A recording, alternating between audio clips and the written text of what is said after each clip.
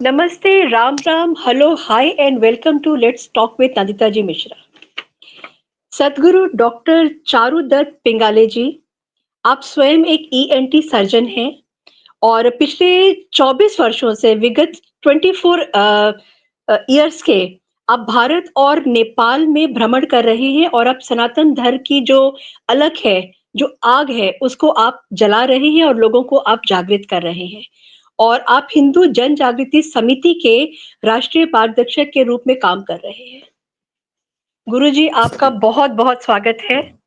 मैं बहुत ऑनर्ड हूँ, मैं बहुत ब्लेस्ड फील कर रही हूँ कि आज आप मेरे चैनल पर आए हैं। नंदिता जी, मुझे बहुत गौरव महसूस हो रहा हो कि मैं आज आपके साथ आपके इस चैनल से जुड़ रहा हूँ और सभी प्रेक्षकों को भी मेरा नमस्कार।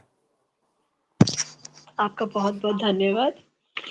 गुरुजी, कई दशकों से एक फैशन सा चला हुआ था जहां पर कि हमारे हिंदू धर्म को, हमारी सनातन को, हमारी आस्था को एक मजाक बना करके रख दिया गया था। चाहे हम बात करते हैं एमएफ हुसैन की, जो उन्होंने पेंटिंग्स बनाई थी आज से बहुत बहुत साल पहले, जबकि 2011 में उनकी डेथ हो गई है। उसमें भी वो हमारे देवी देवताओं को न्यूड फॉर्म में पेंट करते थे। जबकि हमारी जो बॉलीवुड की हीरोइंस हुआ करती थी, या मदर टेरेसा जो सोशल वर्कर थी वो थी, या उनकी खुद की बहनें हुआ करती थी जो कि पूरे कपड़ों में रहती थी, उनको वो पेंट करते, वो एक मजाक बना के उन्होंने रखा था। फिर बीच में कई बार ऐसा होता था कि एक कुछ ना कुछ एक स्टेटमेंट आ जाता था लोगों का, जिसमें कि हमारे देवी देवताओं को, हमारे त्योहारों का मजाक उड़ाया जाता था। अभी लेटेस्ट जो बांग्लादेश में हो रहा है, वहां पे उनके जो ऑपोजिशन के लीडर है तारिक रहमान, उन्होंने लास्ट ईयर बोला था कि हिंदू स्क्रिप्चर्स आर पॉर्न, जो कि एक बहुत बड़ा स्टेटमेंट था, बहुत डेरोगेटरी स्टेटमेंट था हमारे हिंदू स्क्रिप्चर्स को लेकर के। और उसको ऑर्गेनाइजर ने, जी न्यूज ने और इंडिया टुडे जैसे जो मीडिया के माउथ पीसेस हैं, उन्होंने उसको छापा था, उसको एंडोर्स तो मैं नहीं बोलूंगी, लेकिन उसको अपने प्लेटफॉर्म पे एक जगह दिया था। ऐसा क्या था कि इनको इतनी ज्यादा आजादी मिली थी हम लोगों के बारे में, हिंदुओं के बारे में इस तरीके से बोलने के लिए, या एक पिक्चर पेंट करने के लिए? नंदिता जी, ये जो ब्रिटिश सत्ता थी और उन्होंने जो एक अभियान चलाया था कि हिंदुओं का गौरव उनकी धर्म परंपरा में है, उनकी संस्कृति में है, उनकी जो वीरता है, उनका जो शौर्य है या उनकी जो गरिमा है, वो उनकी आस्था के साथ जुड़ी है और उसके कारण हिंदू धर्मांतरित नहीं हो पाएगा। मिशनरी राज जो ब्रिटिश के चोले में आया था, जो व्यापारी बन के आए थे धूर्तता से, तो उन्होंने ये बात ताड़ लिया था कि हिंदुओं को उनके धर्म परंपरा संस्कृति शिक्षा व्यवस्था या उनकी आस्था श्रद्धा जो है उसके बारे में उनके मन में एक इंफीरियरिटी क्रिएट करना आवश्यक है। और तब से चाहे आर्यन इन्वेजन थ्योरी से लेके हो, तो आप बाहर से आए हैं इस विचार से लेकर, तो आप कितने पिछड़े हैं, आप मूर्तियों की पूजा करते हो, आप नदी को देवता मानते हो, सूर्य को देवता मानते हो, सांप की पूजा करते हो, प्राणियों की पूजा करते हो। तो ऐसे अलग अलग लांछन लाद कर हिंदुओं में इन्फीरियरिटी क्रिएट करने का उन्होंने एक प्रयास किया था। परंतु मिशनरी सत्ता जो थी ब्रिटिश की, या ये जो यूरो सेंट्रिक या यूरो अमेरिकन सेंट्रिक जो मिशनरी सत्ता थी, वो पूर्णतः फेल हुई थी। परंतु हिंदू असावधान कब हुआ कि 1947 में जब ब्रिटिश ने जाते जाते उनके पिट्ठुओं को सत्ता सौंप के गए और हिंदुओं को लगा कि हम स्वतंत्र हो गए हैं और उनको लगा कि अभी अपना राज्य है, तो अभी हमारे पीठ में कोई खंजर कोपेगा नहीं। परंतु फ्रीडम ऑफ एक्सप्रेशन, फिर freedom of expression of art, ऐसे विविध कम्युनिज्म के चोले में उन्होंने एक तरफा हिंदू धर्म पर आघात शुरू किए। संविधान में दो जो सेकंड लार्जेस्ट माइनॉरिटी थी उसको मेजॉरिटी थी, उसको माइनॉरिटी दर्जा देकर जो माइक्रो माइनॉरिटी थी उसका अस्तित्व समाप्त करके, चाहे माइनॉरिटी बोर्ड हो या ये हो, वो इस्लाम के हाथ में दे दिया उन्होंने। और सबसे बड़ी तो जो विटंबना है कि इस्लाम को तो केवल मदरसा का ही शिक्षा मान्य है और अभी भी वो नॉर्मल एजुकेशन या मॉडर्न एजुकेशन लेना नहीं चाहते हैं। परंतु स्वयं को मौलाना कहने वाले, जो मदरसा के शिक्षक कहने वाले एक अबुल कलाम आजाद जी को जब भारत के एजुकेशन मिनिस्ट्री की धुरा सौंपी जाती है और उसके बाद लगातार 4 एजुकेशन मिनिस्टर हमको जब इस्लामिक डायस्पोरा से मिलते हैं, तो अंग्रेज, कम्युनिस्ट और इस्लामिक शक्ति जो एकत्रित आई थी, उन्होंने हमारी शिक्षा व्यवस्था को ध्वस्त करते हुए, हिंदुओं की आस्थाओं को ध्वस्त करते हुए, हिंदुओं का जो मनोबल गिराने का जो प्रयास किया था, उस षड्यंत्र के तहत ये सब चल रहा था, ऐसे मुझे लगता है। और हिंदू समझ में नहीं आ रहा था, क्योंकि उसकी अवस्था अर्जुन जैसे हुई थी कि भाई अपना कौन और पराया कौन हिंदू समझ में नहीं आ रहा था। उनको लग रहा था कि भारत सरकार यानी अभी हिंदू या भारतीय परंपरा की सरकार है, परंतु ये अंग्रेजों के पिट्ठू है या इस्लामिक मिशनरी या इस्लामिक ये प्रीचर्स है, उनकी सत्ता भारत में अप्रत्यक्ष चल रही है सेकुलरिज्म और सोशलिज्म के नाम पर। ये जब अभी हिंदुओं के समझ में आ रहा है, तो हिंदू चाहे वैचारिक हो, बौद्धिक हो, चाहे नैरेटिव वॉर हो, अब सबका वो उत्तर देने के लिए अपना प्रयास कर रहा है। और आपने ये जो एम एफ हुसैन की बात कही है दिल्ली में, तो उसने उसके धर्म परंपरा, उसके रिश्तेदार या इस्लामिक परंपरा की स्त्रियों को पूर्ण वस्त्र के साथ उसने डिपिसेट किया है। मदर टेरेसा एक क्रिश्चियन थी, मिशनरी थी, उसको भी उन्होंने पूर्ण वस्त्रों के साथ डेपिसिट किया है। परंतु स्त्री की बात आने के बाद माता सीता हो, हनुमान जी के हाथ में नग्न अवस्था में, अब ये बताते हुए भी मुझे शर्म आती है, बुरा लगता है। हजारों लाखों नहीं, करोड़ों हिंदुओं की धार्मिक भावना इसमें आहत हो रही है।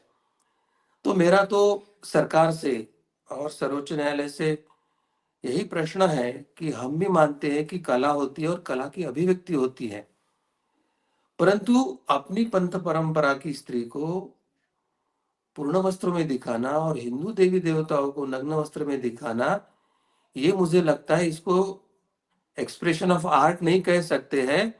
It's a deliberate attempt to defame Hindu deities and Hindu culture, और हिंदू की धार्मिक भावनाओं को आहत करने का ये सुनियोजित षड्यंत्र है। यह जानकर सरकार और पुलिस कड़े कदम उठाए, ऐसी मैं आपके इस चैनल के माध्यम से सरकार के पास मांग करता हूँ। जी। गुरुजी, एक सवाल ये उठता है कि हमारे जो स्क्रिप्चर्स हैं, वो स्क्रिप्चर्स आज वेस्टर्न वर्ल्ड भी उसको एंडोर्स कर रहा है, और जैसे अगर हम इस्कॉन की बात करते हैं, हम राधा कृष्ण की बात करते हैं, तो ऑल ओवर द वर्ल्ड एक लोगों ने उसको अडॉप्ट करना शुरू कर दिया है। लेकिन एक सर्टेन वर्ग है, इस्लामिक वर्ग है, जिसको मैं नाम बहुत रिस्पॉन्सिबिलिटी के साथ में मैं नाम लेती हूँ। वो हमारे स्क्रिप्चर्स को जब पॉर्न कहता है, तो ये मतलब ऐसा उनकी हिम्मत क्यों पड़ती है? क्या हम सेक्युलर हैं इसलिए, या हमारे को भाईचारे का जो कीड़ा है वो बहुत जोर से काटा है और हम उससे निकल नहीं पा रहे हैं, इसीलिए उनकी इतनी हिम्मत पड़ी कहने के लिए, और आज भी हिम्मत पड़ रही है कहने के लिए? इसका सबसे बड़ा जो दोष जाता है कि 47 से जो सरकार सत्ता पे आया है, उन्होंने माइनॉरिटी के नाम पर सेकंड लार्जेस्ट मेजोरिटी का अपीसमेंट किया है। 28, 29 और 30 जो अनुच्छेद है, उसमें जो माइनॉरिटी प्रोटेक्शन की बात कही गई है, तो मैं कहता हूँ कि ये इनइक्वेलिटी है, क्योंकि लोकतंत्र ये मेजोरिटी के आधार पर चलना चाहिए। तो जो राइट्स 28, 29, 30 में माइनॉरिटी को मिले, वो सबसे पहले हिंदू मेजोरिटी को मिलना चाहिए। और राइट। हाँ, माइनॉरिटी की प्रोटेक्शन आप करना चाहते तो उनको भी दीजिए, परंतु जो अधिकार मेजोरिटी पॉपुलेशन को नकार कर आप वो विशेष अधिकार स्पेशली माइनॉरिटी को दे रहे हैं, और उसमें भी वो मुस्लिम के लिए इम्प्लीमेंट करने के लिए जो प्रशासन और सरकारें प्रयास कर रही है, वो हमारे संविधान के इक्वेलिटी का जो फंडामेंटल राइट है उसको ब्रीच करता है। और लोकतंत्र का जो मूलभूत सिद्धांत है कि मेजोरिटी इज द लॉ, और बहुमत के आधार पर सत्ता चलेगी और बहुमतों की रक्षा के लिए सत्ता कार्य करेगी, उसको लोकतंत्र कहा जाता है। तो ये लोकतंत्र की व्याख्या को गलत साबित कर रहा है, ये अल्पसंख्यकों की सत्ता की बात कर रहे हैं। तो सरकार एक तो ये लोकतंत्र नहीं है ऐसे घोषित कर दे, और अगर राइट। ये लोकतंत्र ऐसे मानते हैं तो बहुसंख्यक जनता को समान अधिकार मिले और बहुसंख्यक लोगों की आस्था का रक्षण हो, और जो अधिकार माइनॉरिटी के प्रोटेक्शन के नाम पर माइनॉरिटी को दिए गए हैं, हिंदुओं को नाकारे गए हैं, वो सबसे पहले हिंदुओं को प्रदान करे। ऐसी मांग मैं करता हूं और मैं चाहता हूं कि भारत का हर हिंदू यह मांग सरकार के पास करे। ये एक बात है कि जिसके कारण उनका धाड़स हो रहा है। दूसरी बात है हुँ, कि धर्म अशिक्षित हिंदू जो सत्ता के लिए या अपने स्वार्थ के लिए सेकुलरिज्म का चोला पहने हैं, कम्युनिज्म का चोला पहने हैं, प्रोग्रेसिव का चोला पहने हैं, जो सोशलिज्म के नाम पर वो उनके साथ भाईचारा बनाने का बात कर रहे हैं, वो उनकी शक्ति है।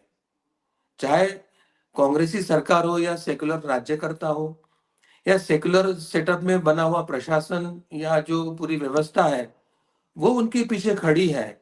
तो इनका जो बल मिला है, तो मैं इन सबको आह्वान करना चाहता हूं कि आप अपने सशक्त विवेक बुद्धि को जागरूक करें। पहले तो इक्वलिटी के नाम पर जो अधिकार आपने मुस्लिमों को दिया है वो हिंदुओं को भी दे, और जो दूसरे राइट। की आस्था को ब्रीच कर रहा है, उसका उसको आस्था पर आघात कर रहा है, तो उसको कड़ी से कड़ी शिक्षा देने के लिए वो अपना दायित्व निभाए। ऐसा भी आह्वान मैं प्रशासन को करना चाहता हूँ। बिल्कुल सही है। गुरुजी, अब मैं हिंदुस्तान से निकल कर के बांग्लादेश की तरफ में आती हूँ। बहुत सारे वीडियोज़ हमारे पास में आ रहे हैं जहाँ पे कि हिंदू एट्रोसिटीज़ दिन पर दिन हिंदुओं के ऊपर बढ़ती चली जा रही हैं। और साथ में हमारे जो मंदिर हैं, या अगर मैं बात करती हूँ चिन्मय प्रभु जी की, जिस तरीके से उनको अरेस्ट किया गया है, जिस तरीके से उनको प्रताड़ित किया जा रहा है, और बहुत फ़िल्टर होकर के उनके बारे में न्यूज़ बाहर आ रही है। उसके साथ में वीडियोस, मैंने आपके साथ में एक वीडियो थोड़े आज सुबह ही शेयर किया है, जिसमें कि हमारे देवी देवताओं की जो मूर्तियां हैं, उनको खंडित करने का एक सर्टेन पैटर्न है, जिसको कि ये लोग अप्लाई भी करते हैं, इम्प्लीमेंट भी करते हैं, जिसको हम कहते हैं सर तन से जुदा। एग्जैक्टली सेम तरीके से वो वीडियो मैं अपने दर्शकों के लिए मैं डाल दूंगी। 9 सेकंड का वीडियो है, बहुत बड़ा वीडियो नहीं है। उसमें जिस तरीके से दिखाया जाता है कि एक सर्टेन पैटर्न है, इससे इनके दिमाग का या इनका जो मोडस ऑपरेंडाई है, या जिस तरीके की इनकी सोच है, उसके बारे में आप क्या बोलेंगे जो बांग्लादेश में इतना ज़्यादा बढ़ता चला जा रहा है? आपने बहुत अच्छा प्रश्न उठाया है, क्योंकि भारत में आने का जो भाग था या अभी जो गजवाए हिंद का जो उद्देश्य लेके जो इस्लामिक टेररिस्ट ऑर्गेनाइजेशन कार्य कर रहे हैं, और उनका विरोध न करने वाले सभी जो है उनका मुख्य समर्थन कर रहे हैं, वो इस उद्देश्य से कर रहे हैं कि गजनवी जब आया भारत में, तो वो मूर्ति पूजा मानते नहीं। कोई मूर्ति पूजा न माने उसमें कोई प्रॉब्लम नहीं है, परंतु जो मूर्ति पूजा मान रहे हैं, तो उनकी मूर्तियां हम तोड़ेंगे या उनको काफिर कह के उनको हम मारेंगे, इस प्रकार की विचारधारा अगर है कहीं, तो वो विश्व की जो टेररिज्म की जो व्याख्या आती है उसमें वो बैठती है। तो वो आकर भारत में मूर्ति भंजक, यानी मैं आइडल वर्शिपर का विनाश करने वाला हूँ, इस प्रकार के वो अपने आप को कुछ विशेषण लगाना चाहते हैं। जैसे गाजी है कि मैंने इतनी चोटी और इतने सर को काटकर मैंने गाजी बना हूँ, इस प्रकार के उनके जो है। तो ये जो सब राइट। परंपराएं हैं, तो इसको पोषित करने वाली जो वैश्विक शक्तियां हैं, जिसको हम डीप स्टेट कहते हैं, जो सामने तो नहीं आ रही मगर उनको फाइनेंस करके वहां पे असंतोष करके, तो इसका मूल जो उद्देश्य है कि भारत वैश्विक शक्ति करके उभर रहा है, सामरिक दृष्टि से, आर्थिक दृष्टि से। तीसरा है कि विश्व विश्व उनके नेतृत्व में अभी क्लब हो रहा है।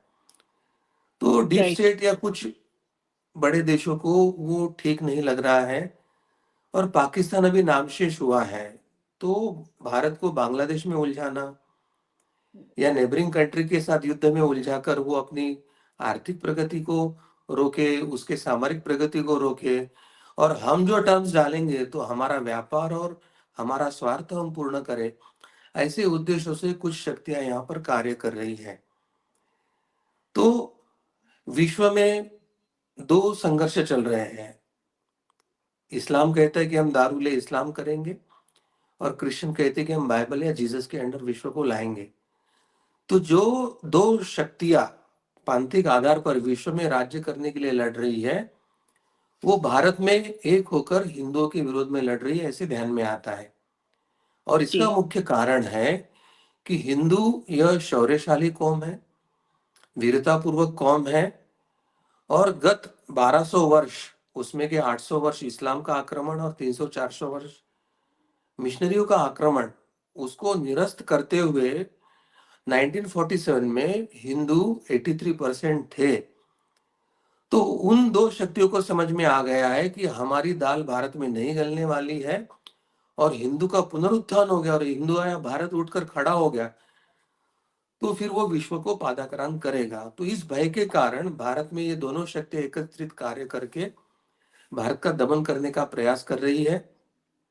हमें बहुत संयम से, योजना पूर्वक उनके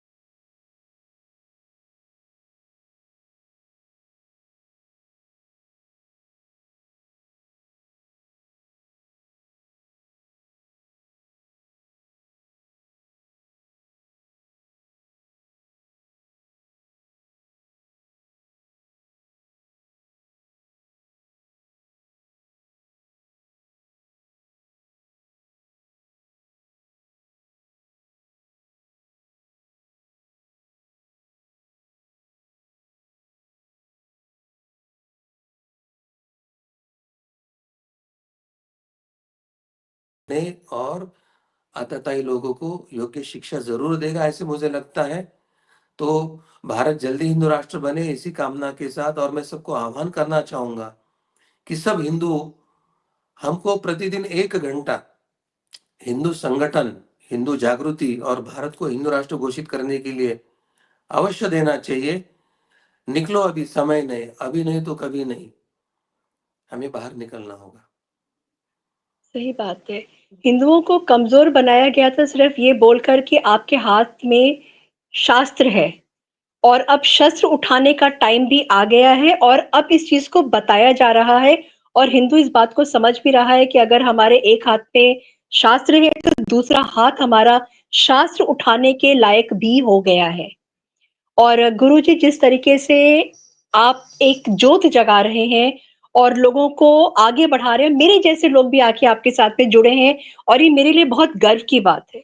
और मैं अपने चैनल के माध्यम से सबको ये बताना चाहूँगी कि जो आग, जो अलख गुरुजी ने जलाई है, उसमें आप भी आइए, एक बहुत बड़ा हवन है ये और उस हवन कुंड में थोड़ी-थोड़ी आहुति अगर हम सब देंगे, तो हमारी जो हिंदुत्व की, सनातन की जो अग्नि है, वो और ज़्यादा प्रज्वलित होगी और हम हिंदुस्तान के बाहर अपना नाम बना रहे हैं, विश्व में अपना नाम बनाकर और ज़्यादा ताकतवर बनकर हम मैं उभरेंगे। मैं एक बात और जी, बताना चाहता हूँ कि जी। मैं सभी हिंदू भाइयों को ये बताना चाहता हूँ कि हमारी जो शक्ति है, वो हमारे धर्म के ज्ञान में, धर्म की शिक्षा में है। और हम यदि आध्यात्मिक चेतना के साथ जुड़ते हैं, साधना करते हैं, तो साधना के कारण हमारी जो चेतना शक्ति जागृत होती है, दिव्यता, कुंडलिनी शक्ति या दैवी शक्ति की जो सहायता मिलती है, वो हमारी मूलभूत हिंदू धर्मियों की शक्ति है। तो इस धर्म शिक्षा, धर्म ज्ञान के साथ साधना की शक्ति को अगर हम जागृत करते हैं, तो धर्म आचरण से तो धर्म रक्षा होती ही है, परंतु अवतार आकर राम जी, कृष्ण जी, परशुराम जी, इन्होंने अधर्म का नाश करके भी एक धर्म संस्थापना का कार्य किया है। तो हम चाहे वानर सेना बने, चाहे गिलहरी वाला रोल करे, चाहे गोप गोपियाँ बने, हमें अवतारी कार्यों से जुड़ना होगा अपनी साधना के बल पर, और जो दैवी अवतार कार्य कर रहे हैं, उनके साथ खड़ा होना होगा। तो आप ज़रूर धर्म शिक्षा लीजिए, साधना कीजिए। यही मेरी आप सबसे प्रार्थना है। गुरुजी आपका बहुत-बहुत धन्यवाद। हुँ, इतनी अच्छी बातें आपने बताई और और एक हम लोगों को एक मार्गदर्शन भी मिला है। छोटे से टाइम के लिए मैं आपको बुला पाई हूँ, लेकिन उसमें आपने बहुत सारी बातें बताई और मेरे लिए टाइम जी, निकाला, उसके लिए बहुत-बहुत धन्यवाद। आपका बहुत-बहुत जय हिंद, धन्यवाद। जय हिंद, जय जय हिंद, भारत, जय भारत, भारत माता की जय। भारत माता की